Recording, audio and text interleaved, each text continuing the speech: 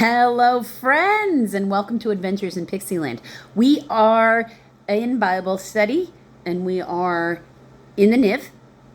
Yeah, people are still going to have to get over that. And we are in a brand new chapter of the Bible. We are in 2 John. We are going to start and finish it today because it's only 13 verses. It's verses 1 through 13. Now, we just finished 1 John, so for us, this can feel like the continuation of another letter. After this, there's going to be another short letter. It's 3 John. For them, months have passed. So this is a refresher letter. That's why it's small, and it's written most likely to the same people. Biblical scholars agree that these are all the same writer. 1, 2, and 3 is all the same writer. Everything about it is consistent. The subject matter is even consistent. We're only going to have 2 verses that even introduce anything new. And that's when he gets specific. And that instruction is actually helpful because it is helpful for us. It does give us a specific instruction that we instinctually feel frequently. So we'll get to that. Okay, so 2 John, verse 1. The elder. To the chosen lady and her children, whom I love in truth, and not only I, but also who know the truth, because of the truth which lives in us and will be with us forever. Now, you're like, huh? So remember, very frequently back then, churches were hosted in someone's home. That's how it started. Because they didn't have money to buy a building and do a thing. Churches were hosted in someone's home. And it wasn't even strange for their kind of thing, because they've had Levitical priests who were, living out there with the people tending the sheep, because they were tending sheep. They weren't allowed to own that property, but they were also out there to be able to do the sacrifices for the people out there who couldn't come into the city every week to worship. That would be a very long trek and very difficult for them. So of course the answer is to put a priest out where they are. And what are they going to do? Of course they're going to tend to the sheep and all this, so that they can feed, both their sacrifices and the temple. Because regardless of how many people came in with sacrifices, the same number of people had to be fed. So, that's why it became a danger, because they wanted to, in order to keep getting what they need people to keep sinning, right? It's that system, that's why it fell down, and it didn't work. But churches have always been held in people's homes if there was no building available. That's why I don't think anything of it that it's here. My other job is done here too. So I do everything here. And that was actually normal. Going out of the house to go do those things is a newer thing in history. Because the truth, which lives in us and will be with us forever. Grace, mercy, and peace from God the Father and from Jesus Christ, the Father's Son, will be with us in truth and love. Amen to that. It has given me great joy to find some of your children walking in the truth. Oh yeah, that's always beautiful. I love when I unexpectedly find really good people. It makes my heart feel so good to find good people in the world. And I can imagine it does for him too. And now, dear lady, I am not writing you a new command, but one we have had from the beginning. I ask that we love one another. Isn't that nice? Who doesn't need just a reminder that, love is in the world, and we should love one another. And this is love, that we walk in obedience in his commands. That's how we show God we love him. Not looking for the loopholes is not showing God love. Obeying the intention, not necessarily even the letter, the intention is what shows God love. Because we understand then from our immaculate heart not from just from the knowledge of our head. This is knowledge. This is understanding. Wisdom is the two together. Wisdom.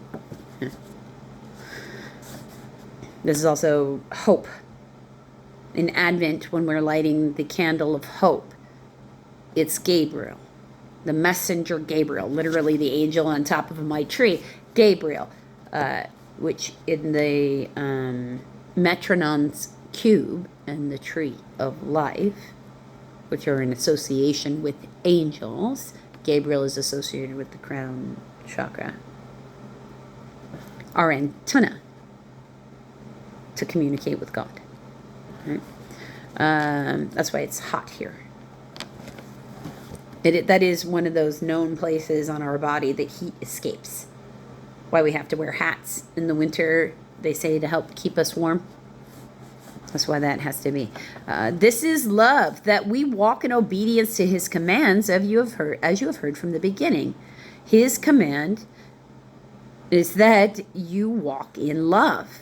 Many deceivers who do not acknowledge Jesus Christ as coming in the flesh have gone out into the world. Oh, that other religion thing, who they said Jesus was a really convincing ghost, and he didn't have a body. That's BS. That's just Satan. Ugh.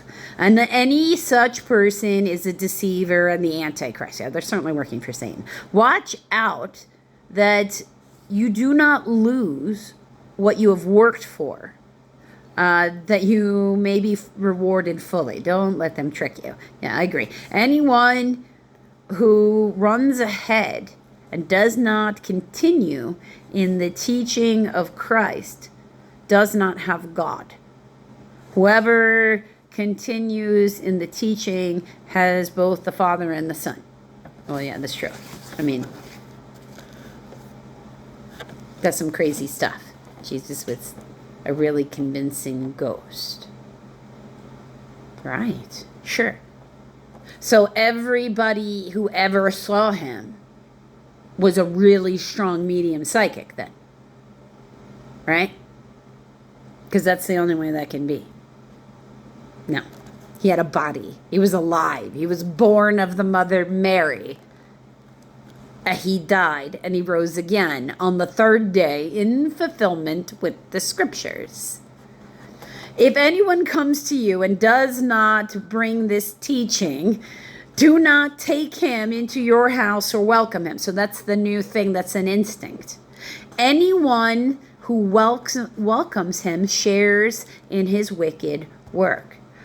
I have much to write you, but I do not want to use paper and ink. Instead, I hope to visit and talk with you face to face so that our joy may be complete.